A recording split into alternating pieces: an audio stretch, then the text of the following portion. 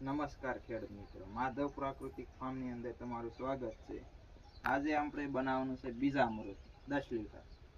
તેના માટે આપણે સામગ્રી જોઈશે 5 વસ્તુની જરૂર પડશે.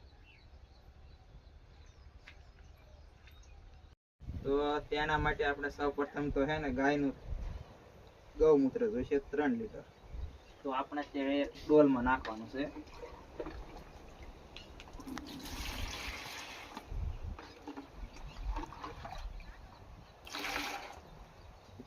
આપણે હે ને પેલા 3 લીટર ભરેલું રાખેલું હતું. ત્યારબાદ ગાયનું તાજું સાણ 3 કિલો અથવા 2 કિલો હાલે.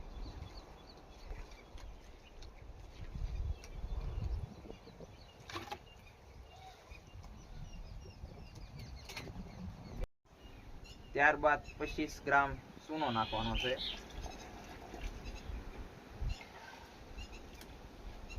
25 ગ્રામ ચૂનો નાખ્યા બાદ જ્યાં વડ નીચેની માટી એકઠી કરવાની છે.